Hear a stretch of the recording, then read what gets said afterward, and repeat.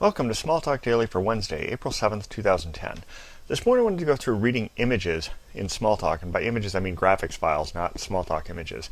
Here I have Bottom Feeder, and one of the things it does is read XML feeds and put them up on a pseudo web page.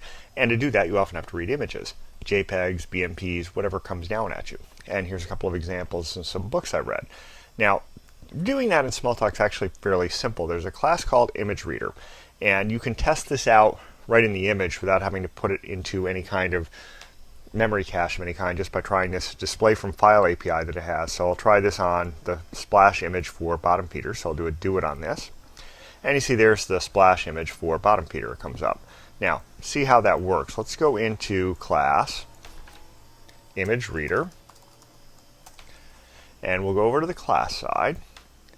And over here you see display from file, and you also see display from file rendered by, so you have this whole set of things over here. But let's go into the can read. This is an important thing. Notice how this says false, and that's because there's a hierarchy of these. It turns out ImageReader is an abstract class. There are a bunch of concrete ones in it for BMP down below, GIF, JPEG, PNG, XBM. And if you needed to read some other image reading format, what you would do is you would subclass ImageReader, add the format reading into some specific class, and then follow along with the protocol. For instance, BMP ImageReader tests whether or not it's a BMP file by looking at the image header.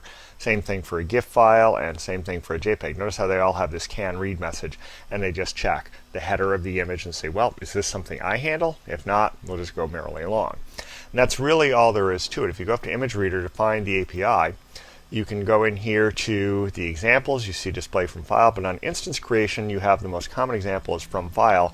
An API an awful lot of people add, and one I added in Bottom Feeder, is from stream, so that you can read from streaming HTTP sources and that kind of thing, so that if you're getting the image from something other than a file, you can get it. And that's an easy API to add. Lots of people do it.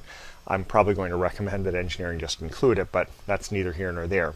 That's pretty much all there is to reading images in Smalltalk. So that's about it. Until next time, have fun with Smalltalk.